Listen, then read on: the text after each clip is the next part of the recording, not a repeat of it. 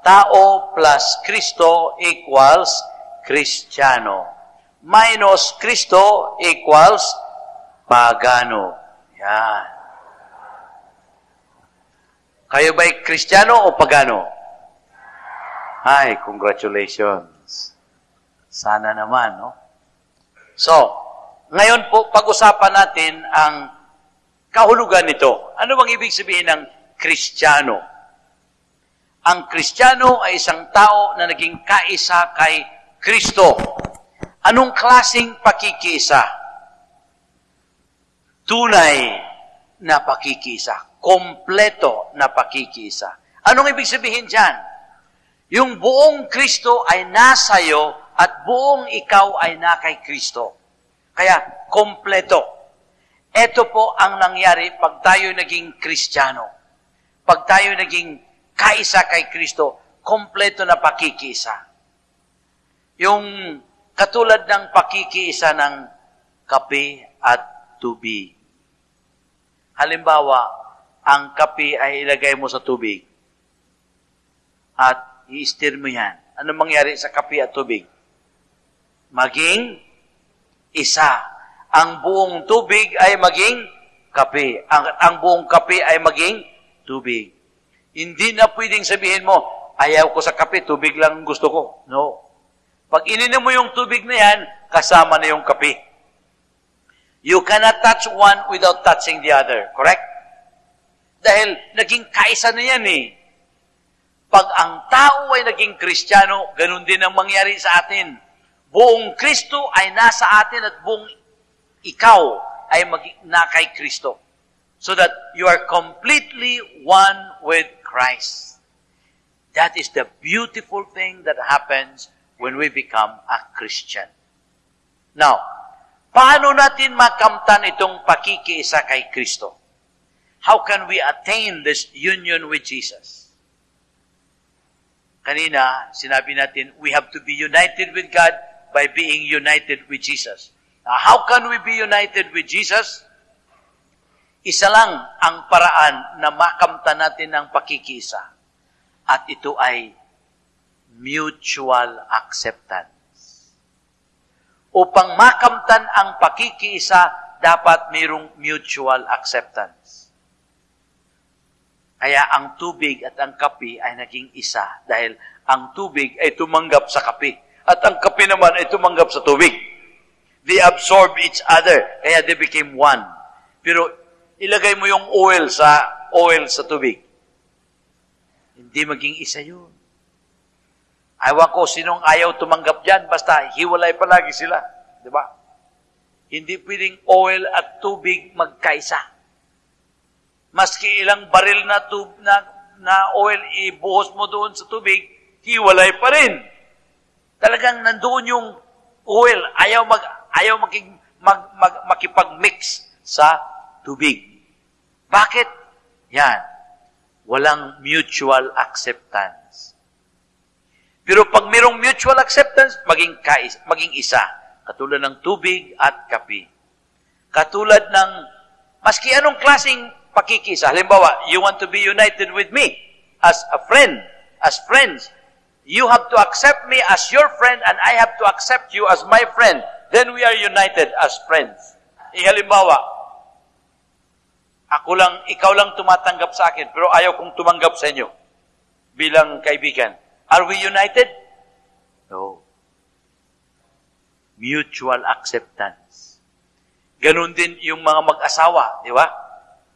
Pag kayo kinasal, ang lalaki at babae ay naging isa. Bakit? Mayroong mutual acceptance.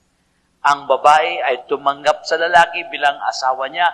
Ang lalaki ay tumanggap sa babae bilang asawa niya. Halimbawa, isa lang ang tatanggap dyan. Ang babae lang ang tumanggap sa lalaki. Yung lalaki ayaw. Pwede ba? Pwede bang kasalin? Pwede bang kasalin? No. Halimbawa, doon, mayroong lalaki at babae. Sabi ng pare, Juana, tanggapin mo ba si Juan na yung asawa? Ayon sa batas ng ating simbahan. Sabi ni Juana, opo, Father, matagal na. Tagal na daw niyang tinanggap. Tapos, puntang pare sa lalaki. Ikaw, Juan. Si Juan at si Juan ito eh. Ikaw, Juan, tanggapin mo ba si Juana? Na iyong asawa, ayon sa batas ng ating simbahan. Sabi ni Juan, no. Pwede bang kasalin? No. Halimbawa, sinabi ni Juana, Juan, pag hindi mo ko tanggapin, mawawalan ka ng ulo mamaya. Diba? Nanginginig si Juan. Sabi ni Juan, sige lang, Padre, tanggapin ko na lang. Pwede bang kasalin? No. Bakit? Walang mutual acceptance. Napuwersa lang si Juan eh. Nanginginig, natakot sa ulo niya eh, baka mawala. Kaya, sige na lang. No. Dapat voluntary acceptance, di ba? Pag hindi voluntary, invalid ang kasal. Yun. Invalid yan. Maski they went through the ceremony, walang kasal. Bakit? Napuwersa lang. Yun. So, upang tayo ay maging kaisa kay Kristo, dapat mayroong mutual acceptance. Now, kayo ba ay tinanggap na ni Kristo? Kayo ba ay tinanggap na ni Kristo? Yes or no? Mukhang hindi kayo sigurado eh. Kayo ba ay tinanggap na? Hindi pa. Ayawan ko, Father, kung tinanggap na ako. Well, you see, hindi kayo sigurado. Mga kapatid, dapat wala na tayong pagdududa dyan. Sa totoo, tinanggap na tayo. Long time ago. Long time ago. Kailan? Sabi ng sulat ng Diyos, sulat ni San Pablo sa mga taga-Efeso, Ephesians 1:4. God chose us in Him before the world began. Before the world began. Matagal na, di ba? Yun. So, matagal na tayong tinanggap ni Kristo because siya ang tagapagawa natin eh. Paano niya tayong hindi tanggapin? Siyang gumawa sa atin eh. So, as far as Jesus is concerned, no problem. Tinanggap na tayo. Yun. Ayos. Ito. Ang problema, tinanggap mo na ba si Kristo? Tinanggap mo na, hindi pa? Diba? Ang hina. Tinanggap mo na, hindi pa? Congratulations. Well, I hope totoo yan.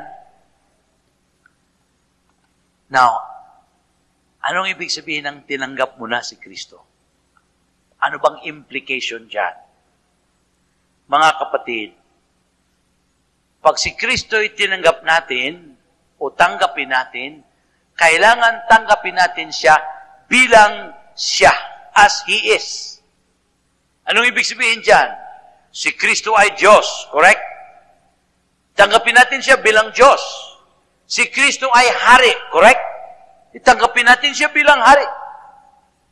Siya ang His Master. So we must accept Him as Master. So, pag tayo'y tumanggap kay Kristo bilang Hari, bilang Master, ibig sabihin, mula ngayon, siya na ang ating Master. Mula ngayon, siya na ang ating Hari. Hindi na pwedeng maghari ka pa. Hindi ka na pwedeng maghari. Hindi ka na pwedeng magmaster. Pag totoo ang sinabi mo na tinanggap mo si Kristo bilang Hari, bilang Master, bilang Diyos. Sapagkat hindi pwede na dalawang hari sa isang kaharian. Pwede ba? Pwede bang dalawang presidente sa isang bansa? Hindi pwede. Kaya si Aquino, kailangan umalis dahil si Ramos ay papasok na. Si Marcos ay kailangan umalis dahil si Aquino ay papasok na. Yan. Isa lang presidente sa bawat isang bansa. Pag dalawa, magulo yan. Yun. Ganun din sa buhay natin. Ang buhay natin ay parang isang kaharian, isang bansa. Either ikaw ang maghari o si Kristo ang maghari. Hindi pwedeng dalawang hari. Yan. Ngayon, pag tanggapin mo si Kristo, kailangan tanggapin mo siya bilang siya. Bilang Kristo. Diyos, Hari, Master. Yun. So, when you accept Jesus as Lord, as King and Master, it means you have to surrender your mastership. You have to surrender your lordship. You have to surrender your kingship. Kristiyano na tumanggap kay Kristo ay isang tao na hindi na ang kanyang kagustuhan ang sinusunod, kundi ang kagustuhan na ni Kristo. Pag ikaw ay sumusunod pa sa inyong kagustuhan, yan pang palagi mong sinusunod, you cannot say, I have accepted Jesus as my King. He is not your King yet. You are not yet united with Jesus because you have not accepted Him. Prueba, you are still doing what you like, even if you know what you want to do is not what Christ wants. Yan. Pag ang ginagawa natin ay hindi ayon sa kalooban ni Kristo at ginagawa pa rin natin yan, we have not accepted Him as our God, as our King, as our Master. Maski araw-araw ka pang nagsisimba, pag ang sinusunod mong hari ay ang sarili mo pa, forget it. Hindi ka pa tunay na kaisa kay Kristo. Mga kapatid, unfortunately, maraming mga ganyan. Maraming mga ganyan. Kristiyano daw sila. Nagsisimba, linggo-linggo, araw-araw pa nga, at nangungumunyon pa. Sarap-sarap ng mga mukha.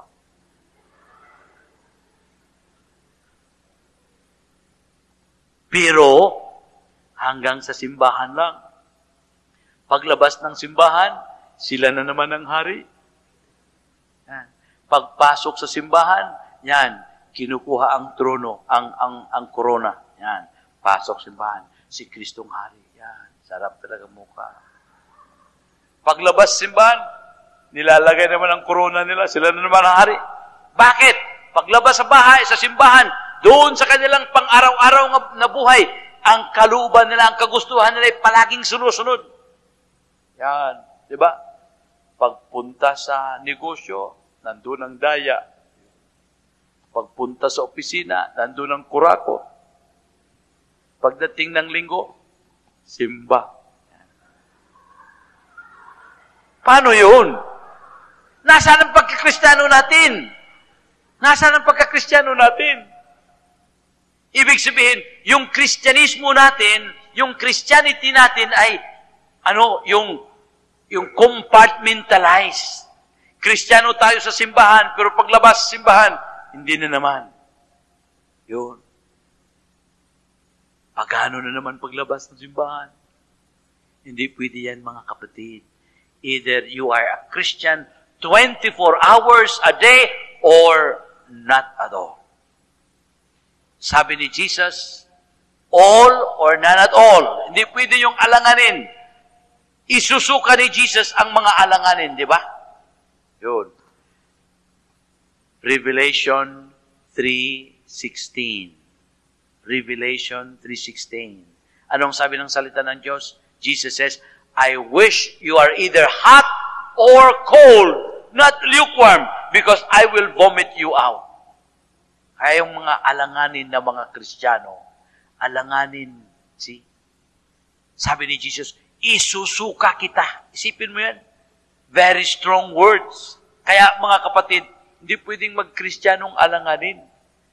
Christianity is a committed life. I repeat, Christianity is a committed life. You cannot be a Christian and not be committed to Jesus. Hindi pwede yun eh.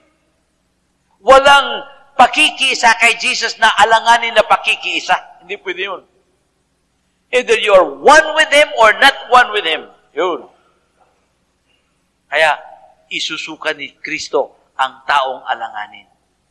Christianity is a committed life. At the moment you're a Christian, you must be a Christian 24 hours a day. Anywhere you go, nandyan, kaisa ka kay Kristo. at si Kristo ang sinusunod mo. Sa simbahan, si Kristo ang hari. Pagdating sa bahay, si Kristo pa rin ang hari. Kaya hindi pwedeng maghahari ka doon sa bahay. Si Kristo ang hari. Pagpunta sa negosyo, si Kristo pa rin ang hari. Siyang sinusunod sa negosyo. Yes! Pwede kailangan tayong magganansya. Meron bang negosyong walang ganansya? Hanap buhay yan. Doon ka nabubuhay. Yes! Ganansya, pero walang dayaan. Walang dayaan. See? Hindi yung scale, ano tawag na? Timbangan, yun. Yung scale na yan, lalagyan mo ng dagdagan mo ng lagyan mo ng tingga dyan. Yung bigas, para namang bumigat, lagyan ng tubig. Tubig. Para namang 1 kilo, ano na yan? Ilang pesos na yan. But that's cheating, di ba? Di ba? Kakahiya. Pero nagsisimba. Yung nagro-rosaryo daw. Negosyante nagro-rosaryo. Inaisip niya yung bigas. Anak, yung bigas, nalagyan na bang tubig? Hindi pa, inay. Sige, mamaya, lagyan mo na. Bagay ng Mariano, pupuno ka na sa. Nagro-rosaryo. Nag-iisip pa ng daya. Isipin mo yan. Mga kapatid, yun. That's not Christianity. That's not Christianity. Maski araw-araw ka pang magsisimba dyan, walang kakwenta-kwenta yung pagsimba mo eh. Kailangan tunay na pakikiisa kay Kristo. Talaga, yun. So, mutual acceptance. Kailangan tanggapin natin siya bilang Diyos, bilang Hari, bilang Master. Sabi ni Jesus sa Revelation pa rin, sabi niya, Behold, I stand at the door and knock. He who hears my voice and opens the door, I will come into him and have supper with him. Yun. Revelation 3:20. I will have supper with him. He's waiting for us to accept him, to open the door, upang tatanggapin, mag-decide. Ikaw mismo ang magdi-decide. Hindi na mumuwersa si Jesus. Pag hindi mo siya tatanggapin, wala, hindi siya na mumuwersa. He will stay up. If you decide, He will come in. Yun.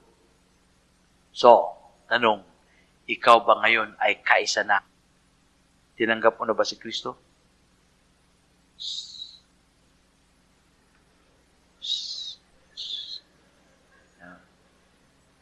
Kailangan alam natin. Dahil desisyon yan eh. Importanteng desisyon ito. Kaya kailangan maliwanag. Alam natin, nakapag-decide na ako na tumanggap kay Kristo. At anong prueba? Makikita nyo sa buhay ko. The way I live my life. Maliwanag yan. Si Kristo na ang hari. Si Kristo na ang sinusunod ko araw-araw. Yan. Hindi na ang sarili ko. I have learned to give up myself. I have learned to deny myself. Di ba? Deny. Pag hindi ka makadeny sa sarili mo, anong gusto mo, sinusunod mo yan, you cannot be a follower of Jesus. Luke 9:23, sabi ni Jesus, if anybody wants to follow me, he must deny his very self, take up his cross each day, and follow in my footsteps. If you want to follow Jesus, you must deny yourself. Yun. If you cannot deny yourself, sinusunod mo yung sarili mo. Anong gusto mo, ginagawa mo. You are not a Christian. You are not a follower of Jesus. Lahat, kailangan matuto tayong mag-deny sa sarili. Yung palagi lang sinusundan ng sarili, that's not Christianity. That's paganism. Yun. You cannot follow Jesus. Sabi ni Jesus yan, maliwanag ang salita niya. If anybody wants to follow me, he must deny his very self. Ang gusto natin, bakit? Ang kagustuhan natin ay palaging hindi ayon sa kanyang kagustuhan. Di ba? Gusto nating take advantage sa iba. Gusto nating satisfy ang sarili. Yan. Gusto natin yung lahat ng satisfaction sa atin. Lahat ng pleasure sa atin. Yun, sa atin. Ako, sa akin to. Para sa akin yan. Para sa akin ito. Yan. Yan. You satisfy yourself. Jesus says, if you cannot deny yourself, you cannot be my follower. Yun. Now, have you learned to deny yourself? Gusto kong magkaroon ng 5 asawa. Gusto kong magkaroon ng number 2. Yan bang kagustuhan ni Kristo? Hindi. Hindi ka pwede dyan. Pag susundin mo yan kagustuhan mo, magkaroon ng 5 asawa, then you cannot be a follower of Jesus. Gusto kong magnakaw. Yan bang kagustuhan ni Kristo? No. Susundin mo yan, you cannot be His follower. Yan. So, yan ang implication the moment we say, I accept Jesus into me. He becomes my King. Ang kanyang kagustuhan ang palaging masusunod, hindi na ang aking kagustuhan. Yan. Kaya mga kapatid, iba ang buhay ng tunay na Kristiyano. Alam niya si Kristo ang kanyang hari. Kaya hindi na kailangang babantayan pang tunay na Kristiyano. Dahil nasa loob si Kristo. At si Kristo ang nagsasabi sa kanya, mali yan. Huwag mong gawin yan. Yun, sinusunod niya. Pagpunta sa opisina, nandun yung temptation mangurakot. Yan ang principal na weakness ng Pilipinas, di ba? Kaya nagkagulong na bayan natin dahil sa kurakot. Yan. Kurakotism. Yung kurakotism, yan ang weakness ng Pilipinas. Na nagkagulong bayan natin, economy natin, nagkakagulo dahil sa kurakotism. Tawag namin yung kurakotism. Hindi yung population problem. Ang sabi daw, dahilan ng problema sa Pilipinas, ng kahirapan ng Pilipinas ay population. Mali. Hindi population, kurakotism. Pag hindi natin masolve ang kurakotism sa Pilipinas, hindi tayo mag-improve. Yan ang main problem. Kaya, dahil nagsisimba, pagpasok doon, yan, ang ungurakot. Hindi pwede. That's not making Christ your King. That's not making Christ your Master. We must deny our very self. Yun. Okay. Now, kung pagtanggapin natin si Jesus, tayo ay naging kaisa sa Kanya, anong mangyari sa atin? What will happen to you if you accept Jesus as your King? I would like to point this out, mga kapatid. Tandaan niyo ito. Malaking bagay ang mangyari. I would like to point out 4 big effects. 4 na malalaking epekto. Number 1, pag ikaw ay maging kaisa kay Kristo, ang buhay ni Kristo na Diyos ay maging buhay mo rin. Ibig sabihin, ang tao na maging kaisa kay Kristo ay maging buhay sa buhay ng Diyos. Isipin mo yun, ang buhay ng Diyos na tagapagawa mo, yung buhay niya ay maging buhay mo rin. Yan. Can you imagine that? The life of Jesus becomes your life. You begin to vibrate with the same life that is vibrating in the Blessed Trinity. The same life that is vibrating in the Blessed Trinity, you will begin to vibrate. Aba, buhay ng Diyos. Totoo ba yan? Nasaan natin? Bakit alam natin? Yun, salita ng Diyos. 1 John chapter, ano yun? 1 John chapter 5 verse 11 to 12. Unang sulat ni San Juan chapter 5 verses 11 to 12. Anong sabi ng salita ng Diyos? It says, God gave us eternal life, and this life is in His Son. Whosoever possesses the Son possesses life. Whosoever does not possess the Son of God does not possess life. Wow! Ang Diyos ay nagbibigay sa atin ng buhay na walang hanggan. At itong buhay ay nasa Kanyang anak. This life is in His Son. Ang sinumang nagkakaroon ng Kanyang anak ay nagkakaroon ng itong buhay. Ang sinuman walang itong anak niya ay wala din sa Kanya ang itong buhay na walang hanggan.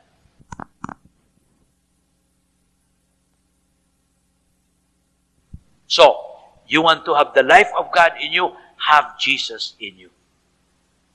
Isa lang ang buhay na walang hanggan. There is only one eternal life, and that is the life of God. Because only one is eternal. Isa lang ang eternal, correct? May dalawa bang eternal? Isa lang. Only God is eternal. Kaya pag sinabi natin eternal life, that is the life of God. That is the life of God. And the moment we have Jesus in us, we have eternal life. That is why a Christian, pag siya'y namatay sa buhay ng tao, siya'y pwedeng tumira sa langit. Bakit? Nasa Kanya ang buhayng panglangit. Buhayng panglangit. Pag wala kang buhay ng Diyos, hindi ka pwedeng pumasok sa langit, hindi ka pwedeng tumira sa langit. Maski na-smuggle ka pa ng isang anghel na naging kaibigan mo yun. Na-smuggle ka na isang anghel, na ipasok ka sa langit. Pag wala kang buhay na walang hanggan, buhay ng Diyos, hindi ka pwedeng tumira doon. You would rather be in hell than be in heaven. Hindi mo matitiis ang langit pag wala kang buhay na walang hanggan. Correct? Katulad ng isang, halimbawa tayo, ikaw, wala ka ng bahay dito, wala ka ng makakain, mahirap ng buhay mo, tapos may magsabi, alam nyo, may bahay na maganda doon sa ilalim ng dagat. Libre yun. Wala pa nakatira doon. Maraming pagkain doon. Lahat. Magandang bahay. Halika, punta ka doon. Doon ka na tumira. Titira ka ba doon? Maski puwersahin ka pa. You would rather live above the water miserable rather than go down underwater. Bakit? Hindi mo kaya yan. Mamamatay ka doon. Bakit? Wala kang buhayng isda. Kailangan magkakaroon ka muna ng buhayng isda parang pwede kang tumira doon sa ilalim ng dagat. Buhayng pangdagat. Yan. Ang buhayng pangdagat kailangan upang makatira sa ilalim ng dagat. Ganun din, kung wala kang buhayng panglangit, hindi ka pwedeng tumira sa langit. Yun. And it is only in Jesus that we can have that divine life, the eternal life of God. Kaya mga kapatid, that's the first effect pag tayo ay naging kaisa kay Kristo. Kaya ang Kristiyano ay parang ganito. Bilang tao, meron tayong buhay ng tao. Human life. Correct? Yan. Ito'y parang binigay ng Diyos sa atin the moment we were conceived. Pero pag ikaw ay naging Kristiyano, may dagdag, bagong buhay. Plus. Ano yung dagdag? Divine life. Yan. Naging buhay ka ngayon sa bagong buhay. Ano yung buhay na yan? Buhay ng Diyos, divine life. 1 John chapter 5 verse 11 to 12. Yan, ikaw ay naging Kristiyano. Tingnan mo yung Kristiyano. Dalawang buhay. Yun. Kita mo yung smile niya? Ang haba-haba. Bakit? Dalawang buhay niya eh. Divine and human. Kaya pag namatay siya sa human life niya, buhay pa rin siya. Buhay niya, divine life. Dahil ito'y galing sa langit, kaya pag ikaw ay namatay sa buhay ng pangkatawan, pupunta ka sa langit. Nasa inyo ang buhay pang Diyos, pang langit. Yan. See? Without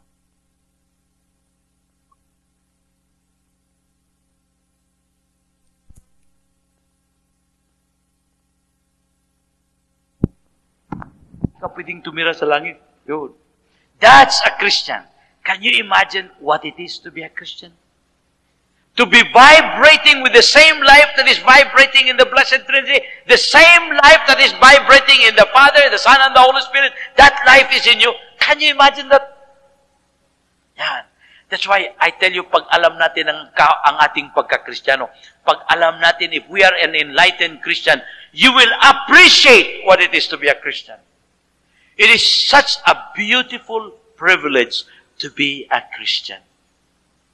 Malaking pribilehiyo, mga kapatid, to be alive with the life of God. My golly, don't tell me that is not a privilege. See? And how many people appreciate that? Kasi walang kalam-alam eh. Akala nila, basta pumapasok ka na lang ng simbahan, ayos na yan. Upo, tayo, ayos na yan. Diba? Basta pumapasok ka lang ng simbahan, ayos na yan. Mga kapatid, kaya maraming mga Kristiyano, walang kahulugan ng kanilang pagka-Kristiyano. They don't know these things. Now, sana tayo'y naliwanagan na we begin to appreciate our Christianity. Never allow na ikaw ay maging mahiwalay kay Kristo. So, that is the first effect of our union with Jesus. Pangalawa, pag ikaw at si Kristo ay naging isa, hindi mo maiwasan, magustuhan mo o hindi, ang Ama ni Kristo ay maging Ama mo rin. The Father of Jesus will become your Father. Hindi mo maiwasan yan eh. Di ba? Nung kayo'y kinasal, yung dati, bago kayo kinasal, ang father ng inyong husband ay Mr. Juan de la Cruz. Pagkatapos yung kinasal, Daddy Juan. Bakit biglang naging daddy? Dati, Mr. de la Cruz, good morning. Pagkatapos ng kasal, good morning, Daddy. Bakit naging daddy? Sapagkat ikaw at ang kanyang anak ay naging isa. Yun. In marriage. By that union, his father becomes your father becomes his father. Yun. Ganun yan eh. Now, how much more when we are united with Jesus? Yung union na yan ay perfect union. Yung union ng husband and wife, by contract lang yan. Marriage, sacrament, okay, yes. Before the Lord. But hindi naman talagang yung katawan mo ay nasa kanya na, at ang katawan niya nasa inyo na, no. But when you become one with Jesus, it's a perfect union. Kaya, the Father of Jesus becomes our Father. Si Jesus mismo ang nagturo diyan. Tinuruan niya tayo to call His Father, Abba. Isn't that? Call my Father, Abba. What is Abba? Abba is a Hebrew word. It's a Hebrew word of endearment that is used only by the children to the father. The equivalent of Abba in English is daddy. Sa Tagalog, tatay. Itay, papa, sa Espanyol. So, Jesus tells us to call His Father, Abba. We can call His Father, Tatay, Father, Daddy, Papa. That's how we can call God. That is the instruction of Jesus. See? At tinuruan pa niya tayo ng isang panalangin. What is that prayer? Yan. Alam pala niyo. Sabi ni Jesus, when you pray, do it this way. Our Father. We are told to call God Father. Maliwanag. So, the second effect of our union with Jesus is His Father becomes our Father. Is that not something? What a privilege to be able to call God Father. God is my Father. Diba we are proud of our Father? Especially pag ang father natin ay somebody in society. Yan. Dinadagdag natin yan sa pangalan, di ba? Juan de la Cruz. Anak ni Congressman de la Cruz. Kilala mo ba yun? Ha? Anak ka pala ni Congressman de la Cruz. Oh, yes. Anak ni Juan de la Cruz. Congressman de la Cruz. Yan. Anak pala ito ng congressman. Especially lalo pa pag presidente ang ama mo. Fidel Ramos Jr. How are you related with President? Son of President Ramos. Son of President Ramos. Pag ikaw ay Kristiyano, pag sabi niyang Fidel Ramos Jr., son of President Ramos, dapat sabihin mo, Juan de la Cruz, son of God. Talo siya. Talo siya. Yan. Are you telling a lie? No. Sinabi mong katotohanan. Son of God. Mag-ingat ka sa akin, ha?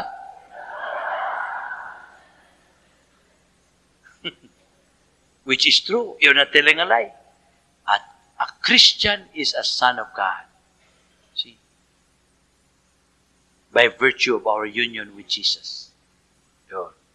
So, the third effect of our union with Jesus is the mother of Jesus becomes our mother.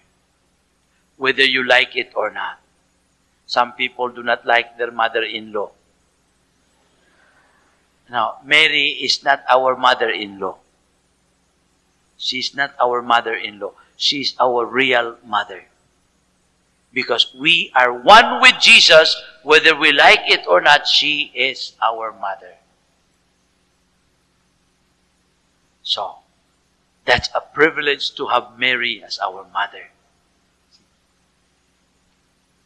Marami tayong masasabi tungkol dyan. Wala na tayong panahon. See? But Mary is our mother. Hindi natin maano na yan. Unless you say, I have nothing to do with Jesus, then pwede mong sabihin, wala akong pakialam kay Mary. But the moment you say, me and Jesus are one, whether you like it, Mary is your mother. And if Mary is your mother, you better love her. Correct? You better respect her. Why? You are commanded to love your parents. And don't tell me that Jesus will be happy with you if you despise his mother. You try to despise my mother and you will see. You think if you despise Mary, Jesus will be happy with you? Delikado ka. Delikado ka. Kaya, mga kapatid, Mary is our mother. We better respect her. We better honor her. Mary is not God. She is human being like us, but God has decided to make her a mother. Don't blame God for doing that. You have no business blaming God. That is His prerogative. He has decided to make her a mother. What can you do? Yan ang desisyon ng Diyos. Gusto niya magkaroon ng human mother. Yan. Nung naihanda na ang tiyan ni Mary, pumasok ang Diyos doon sa kanyang tiyan. Doon, 9 na buwan, nandun siya. Tapos ng 9 na buwan, pinanganak siya ni Mary. Now, Mary is His mother. Because pinanganak siya ni Mary. That is God. That is God's decision. So, Mary is the mother. Now, pangapat, the fifth effect of our union with Christ is, the fourth effect is, we become members of the family of God. We become members of the family of God. In natural, if Jesus is, we are one with Jesus, He is our brother, the Father, His Father is, we are the people of God. We are the new Israelites. The Israelites were the first people of God. The moment we become Christians, we become the new people of God. Members of God's family. How beautiful. Miyembro tayo ng pamilya ng Diyos. So mga kapatid, ito po ang 4 effects of our union with Jesus. I would like you to think of this as you go home this evening. Think of what it is to be a Christian. And then look at yourself. Am I living as a Christian? Am I living as such? If you are a Christian, you have a tremendous dignity. You should behave as a son of God. If you're a child of God, you must behave as a child of God. Don't behave like a child of a rascal, a child of the devil, because you are a child of God. Do not embarrass your father. Are we behaving like children of God? Like a daughter of God, a son of God? Are we behaving that way? So, I would like to close here. We will continue tomorrow. Okay? Could we bow out? Could we all stand up, please? In the name of the Father, and of the Son, and of the Holy Spirit. Amen. Heavenly Father, in the name of Jesus, we thank you and we praise you for this privilege that you have given us. Thank you, Lord, for enlightening us.